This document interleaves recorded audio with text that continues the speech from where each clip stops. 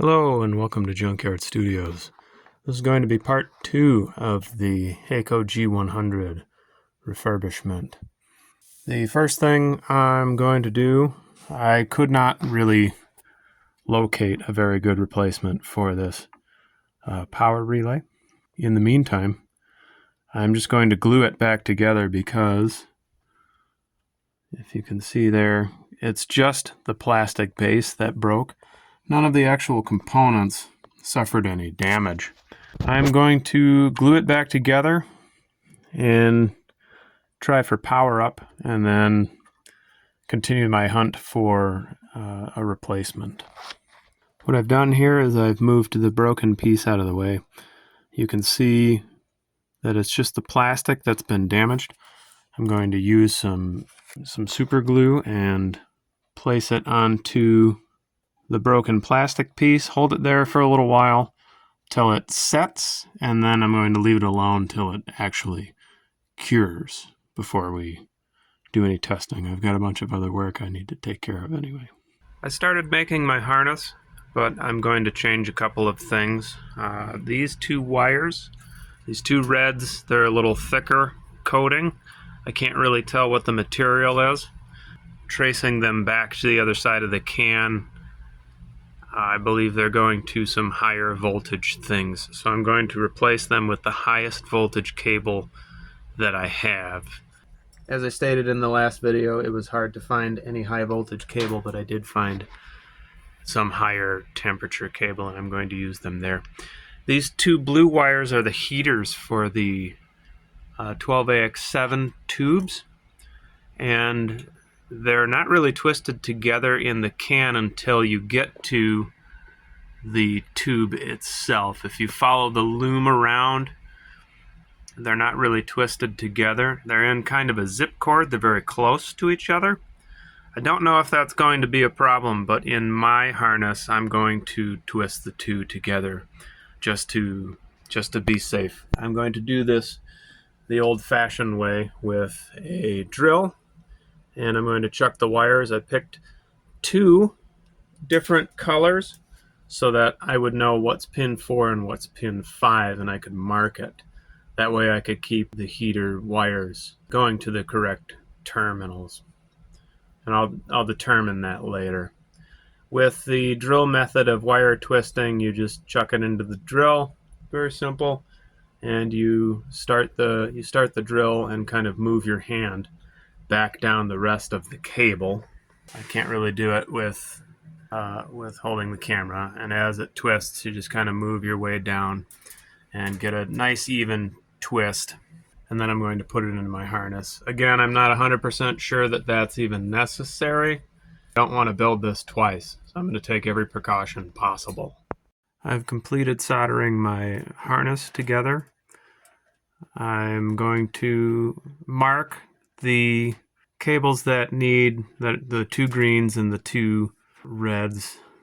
They look kind of brownish to me, but I'm going to mark both of those and the heater pins on the other end once I do some continuity back through here to make sure I got all the right pins and that they go to the right place on the other side of the can.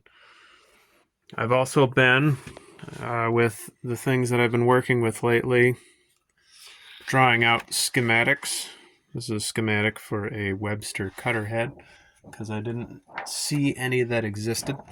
But I'm going to document also this Haeco amplifier because I could not find anything, just in case someone else has one. I've never seen another one in the wild, but it's possible. So I'm documenting all. This is just the component layout. I'm documenting all of the pins that are used in the harness, and then I'm going to start doing my best attempt at making a schematic for the unit.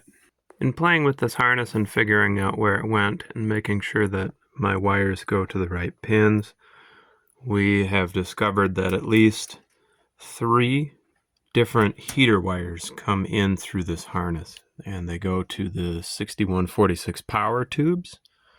They also go to the 12AX7s up here, probably the preamp related tubes, and then the cathode ray heater wires come through here. So I had to modify the harness again a little bit.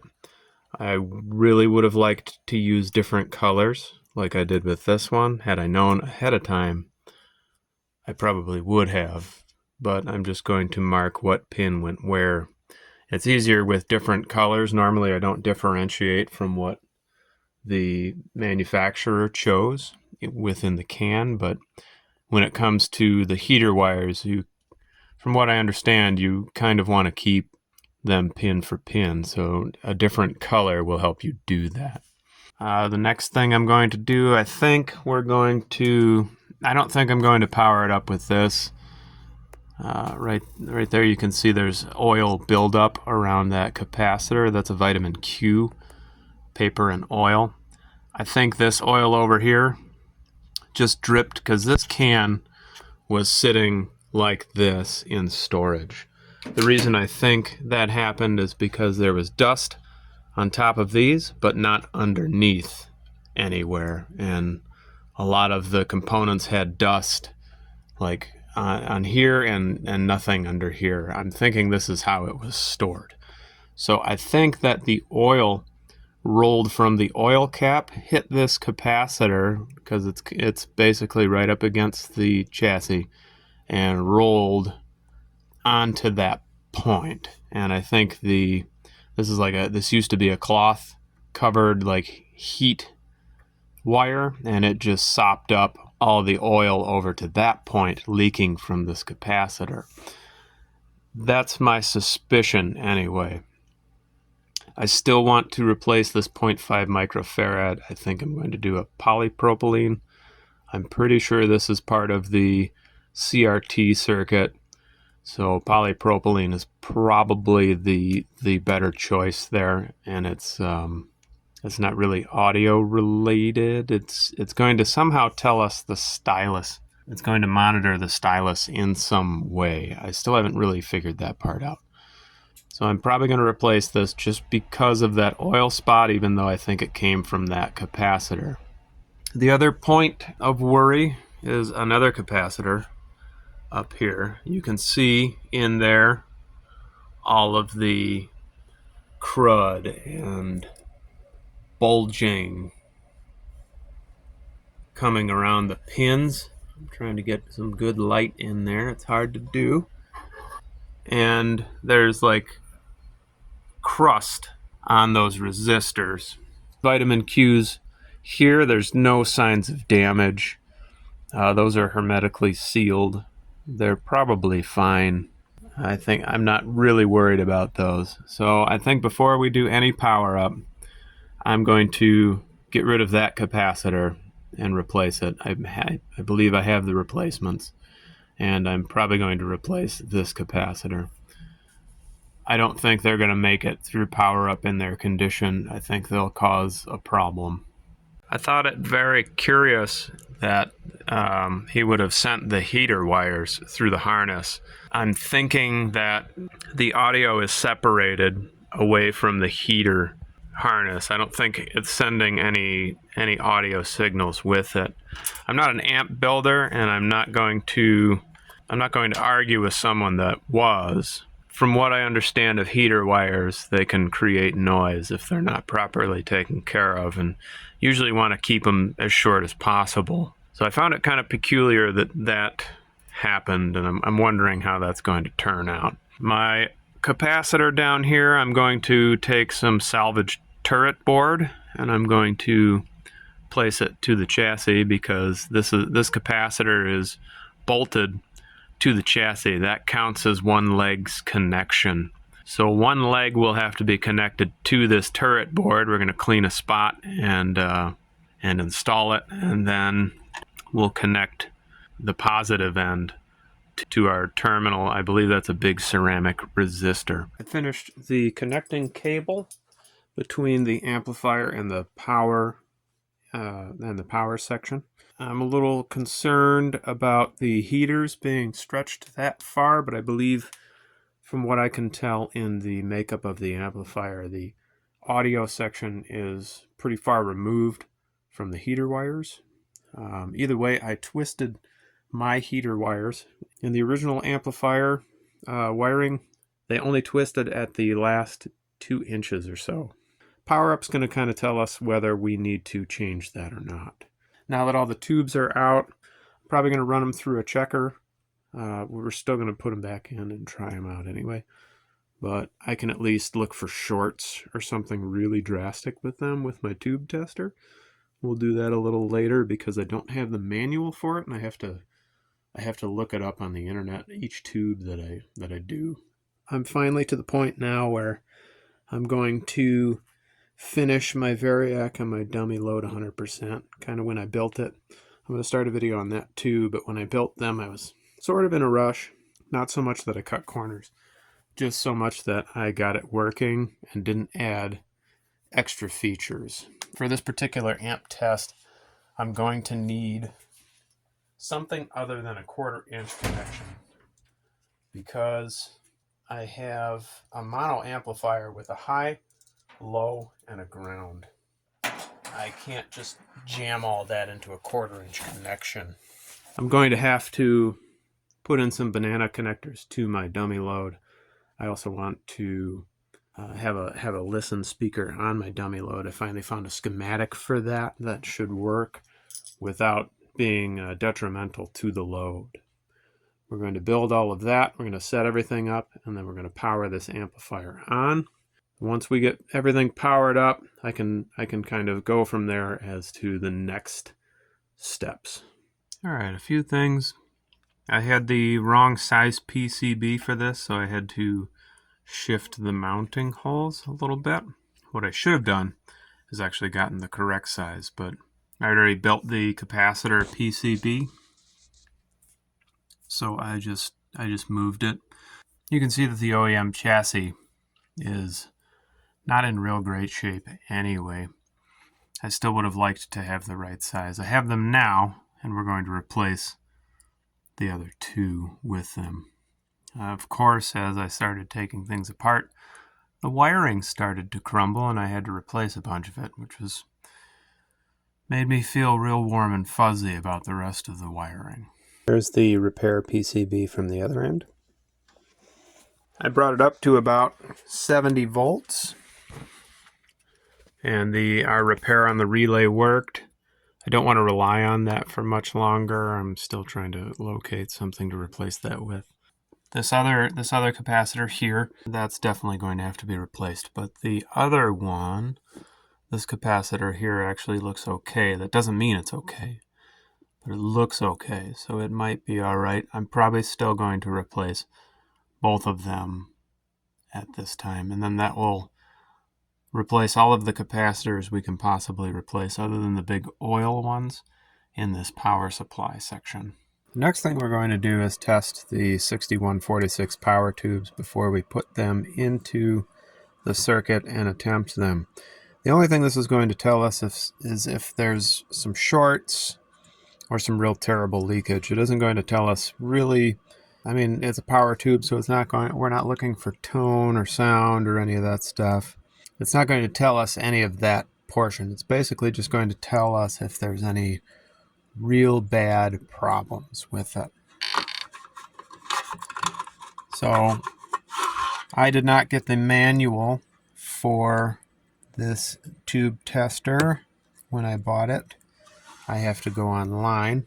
I downloaded the manual. So on the 6146 we go to socket 1, as we can see. We are in socket 1 with the plate connector in place. On A we go to 6.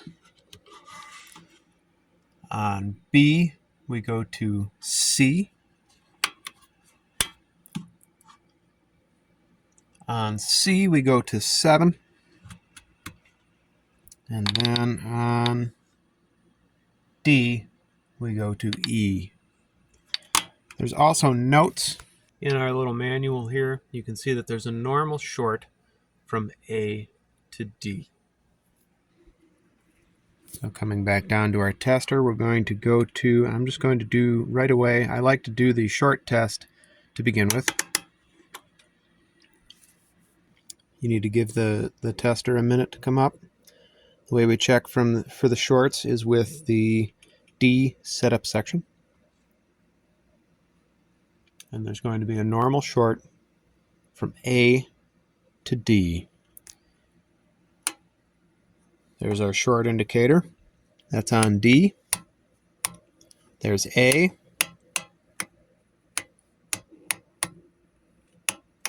So that's normal. Everything else is okay. Now, let's go to grid leakage. Grid leakage is going to be our second bar here. Again, we like to give this a minute because the needle likes to move and the tube likes to take a little bit of time, to kind of warm up and do its thing. Grid leakage looks good. Now we're going to go to emission. And that's actually really good. So tube 1 is good. This is tube number 2. We're going to go up to the short test. One of the ways you can kind of see if this tube is ready, it might not show in the short test. It'll have a little, there it is. It has a little filament light in there. So it's nice and warmed up. Remember our little note, A and D. There's D. A, those are normal shorts. And no other short is present. Let's go to grid leakage.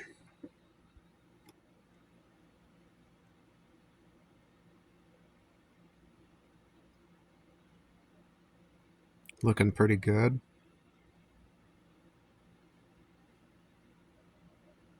Now let's do emissions.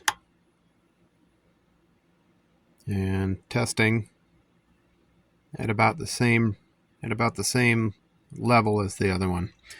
Normally I like to leave these on the test for a little longer than I am in this video. We don't really have that kind of time. I'll probably do that off camera. Again, this is mostly just to see that there's nothing really terribly wrong with the tube, like it's cracked or shorted or something like that. Well, it's been several weeks. We had a problem develop where there was a spark coming off of this big resistor right there. And I think I traced it down to that oil capacitor being bad. So we're waiting for the parts to come in. Unfortunately, that oil capacitor was painted over, so we don't know the exact value. The best I could come up with is measuring it, and I got about 9.4, I believe. And I'm going to guess that it's 10 UF at 600 volts. So while we're waiting for parts, in the meantime, because this thing is so heavy, I purchased a work turntable. I'm going to put it on there and see how it handles the heaviest amplifier I own. It definitely feels a little stiff because this amp is like 85 pounds, but that is way nicer. It works a lot better. We'll see how it holds up. I discovered that this power section is actually for a different Haeco amp than the amplifier section it was sold with. There was 2 different models, from what I can tell. The mono version was a G100, which is what I got the amplifier section of. The stereo unit was a G200. I also read that the G200 could be used as a dual mono kind of setup. What I ended up getting was a G200 power section. So what I have, 2 different amplifiers. And what I found out is the other sections were sold in a separate auction. So if anybody knows where those went, it'd be ideal if we traded, because whoever got the G200 power section isn't going to be able to supply the amount of power that that amplifier section needs from the G100 power supply. Me, on the other hand, I'm going to probably be able to get the G200 to power the G100 amplifier section.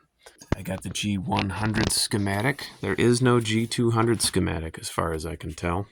I transcribed it here.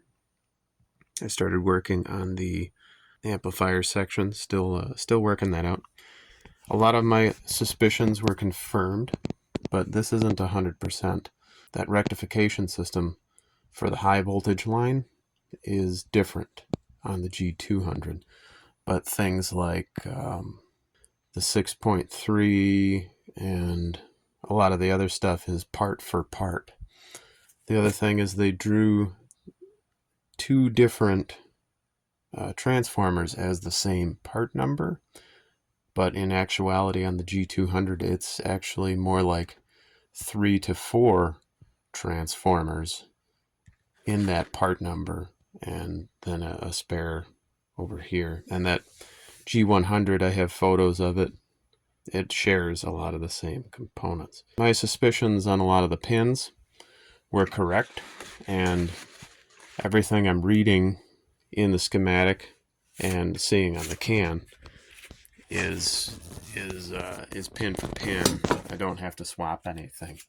Once I get the G200 working again, it's mostly working. We're still having this problem with that resistor, and I believe that these 2 3-terminal devices here are actually oil capacitors. I've never seen them in that format. They're huge. They're 3-pin. I did read capacitance on it, but I want to do some more investigation. On the schematic, it calls for a 10 UF, which we pulled, and a 20, and I think that's 2 10s in parallel creating the 20. Couldn't find the 20 UF anywhere, so I think that's those. I want to pull one, do some more investigation. Everything is painted over, so I can't tell. I can't read anything. With the high volt side, I could pull the high volt rectification and just have the 120 going to the socket and dead ending there. And then I can work on the low voltage parts of the amplifier, which seem to be working fine. I need to get voltage measurements now that I know what I'm looking for in the pins back here. So the next step is probably going to be to move on to that, testing, getting the voltage readings on the low volt side, replacing those bad capacitors, and then figuring out what happened on the high volt side. And that's another part of the schematic that's almost part for part. So I have a pretty good idea what I'm replacing. Look at that hideous crap. What I suspected was 2 10 microfarad oil capacitors actually is. It looks like it's about 8, so it's probably undershooting the 20 on the schematic. Big score on this one. Thank God it was marked on the bottom, because again, this has been painted over, and I've tried graffiti remover. That kind of works, but it also kind of doesn't. Having a clear indicator is a bonus. I'm probably going to pull the other unit there. And I think it's going to save a little bit of weight, not as much as I would have liked. I think we're going to find the same indicator on the bottom. I'm hoping we're going to find the same indicator on the bottom, because that's really going to point us in the direction of what happened here. I think, because I pulled the one that I was reading a blinking. If this was already undershooting that 20 microfarads and one of them was shot, we were really undershooting it, which could have potentially caused problems for that resistor. That resistor could have also just burned because it was in really terrible shape. This whole chassis, as you can see, has suffered massive moisture issues, and it's cleaned up really well for what it looked like, but it's not surprising that half of this doesn't work. You can see even more terrible nastiness that I'll have to get back there and clean. Thankfully, I can do that with this removed. So the next step is to remove this capacitor. Make sure it's similar to the one that we removed. Take some measurements and see how much we were undershooting that 20 microfarad value. We need to figure out this situation because we have two commons and two different capacitors. It's basically like 4 capacitors running to the same point with 2 commons. So our connections are going to change. And we're going to have to figure out a really good way of changing that and still remaining schematically correct. We need to figure out exactly how we're going to handle connecting the amplifier section, which will also need a lot of capacitor replacements. Some of the resistors I think will have to also be changed. In a high voltage power supply, I don't really want to see any carbon comps. I'm thinking that I can pull the bridge here. I think this is the high voltage bridge, and I think the low voltage bridge is up here. And then get all the measurements back at the connector that we need before we start moving into connecting the amplifier section. I decided to make the bottom cover because these items never had covers. On some of his other equipment, I could kind of understand.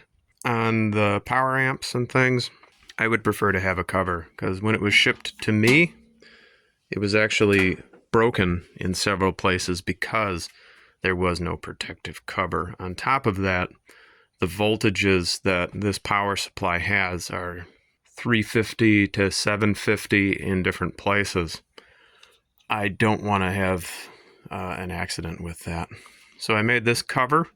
I just took a shelf from a shelving unit like I have over here. I'm going to do the same with the amplifier system there. I'm going to measure that out on all the sides, cut it out, and then bend it just like I did with this one. And it came out pretty good. I just got a metal press type thing from your local hardware store of choice. I think it's going to be more of a specialty hardware store that's more selling the building tools than the materials. They're going to have that kind of stuff. But beyond like 30-inch and 17-inch metal presses, manual metal presses, you're probably not going to find a whole lot of sheet metal tools you're going to be able to use at home, other than in the HVAC department. They'll have some smaller hand tools that'll help, but they won't give you a really good bend, and you're going to need a press. I'm going to clean up the edge because it's a little over here. I overshot by a hair. I don't want to slide my finger on that because it's pretty sharp.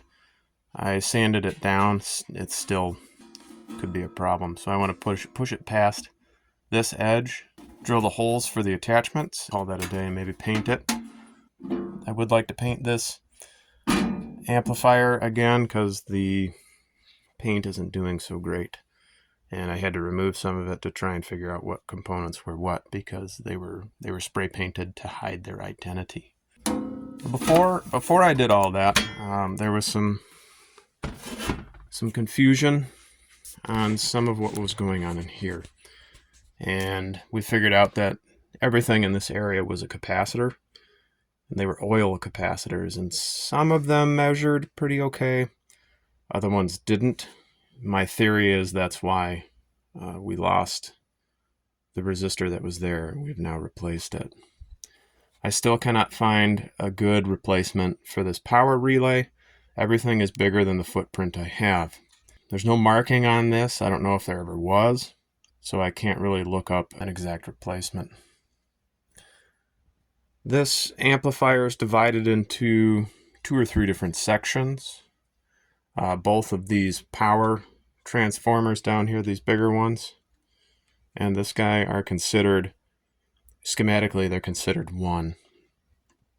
And they supply the 12 volt, the 6 volt, I think there's 6.3 in there, there's 150 volt bias, and then the 750 high volt line going to the 6146s.